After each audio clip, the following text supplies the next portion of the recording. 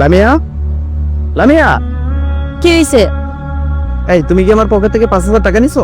হ্যাঁ নিছি। টাকাটা দাও, বাড়ি পাঠাইতে হবে মায়ের ওষুধ কেনার জন্য। টাকাটা আমি খরচ করে ফেলাইছি। খরচ করে ফেলাইছো মানে? ওই টাকাটা রাখছি আমি বাড়ি পাঠাবো মায়ের ওষুধ কেনার জন্য, আর তুমি সেই টাকাটা খরচ করে ফেলাইলা। কামটা কি ঠিক করো তুমি? এই চিল্লাও না তো, আমার টাকা লাগছে আমি খরচ করে ফেলাইছি। আমার কোনো চাওয়া পাওয়া তুমি পূরণ করতে পারছো? ওই পাশের ঘরে ভাবি আইফোন চালাইতেছে, আর তোমার আমি বলছি 30,000 টাকা দিয়ে আমার একটা ভালো ফোন কিনে দিতে, সেটাও দেওয়ার তোমার মুরুদ নেই। তুমি এভাবে বলতেছো কেন? আমি কি তোমার কোনো চাওয়া পাওয়া পূর্ণ করি না? আমার যতটুকু সামর্থ্য আছে আমি ততটুকু চেষ্টা করছি, আর তুমি আমার সাথে এইভাবে ব্যবহার করছো। এমন একটা ভাব দিতেছো মনে হইতেছে আমার সবকিছু দিয়ে ভরে লাইছো।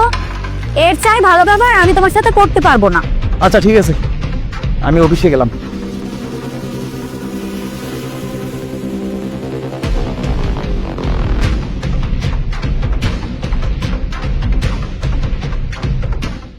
কি ব্যাপার সোহেল? জি ভাইয়া। তুমি রাস্তার পাশে বসে তরকারি বিক্রি করতেছো, অফিস করো না তুমি? না ভাইয়া, অফিস করি, অফিসের ফাঁকে এই কাজটা করি। ও আচ্ছা আচ্ছা। ভাইয়া ভালোই হইলো আপনার সাথে দেখা হয়ে। আপনার সাথে আমার কিছু কথা ছিল। কি কথা বলো না? একটু এদিকে আসেন ভাইয়া। ঠিক আছে আসো।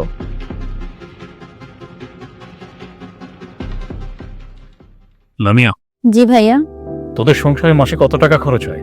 হঠাৎ এই কথা জিজ্ঞাসা করতেছো? প্রশ্ন করছি, উত্তর দে। এই তো 20 থেকে 30,000 টাকা। সোহেল, জি ভাই। তুমি মাসে কত টাকা স্যালারি পাও? এই তো ভাই 16,500 টাকা। 16,500 টাকা বেতনে চাকরি করে তোর জামাই, আর তুই মাসে খরচ করস 30,000 টাকা। একটা পুরুষ মানুষ একটা সংসারের জন্য কতটা কষ্ট, কতটা পরিশ্রম, কতটা ত্যাগ স্বীকার করে তোর কোনো ধারণা আছে? 8 ঘন্টা ডিউটি করে ফুটপাতে বসে তরকারি বিক্রি করে তোকে সুখে রাখার চেষ্টা করে। আরে তোকে তো আমার বোন বলতে ঘৃণা হচ্ছে।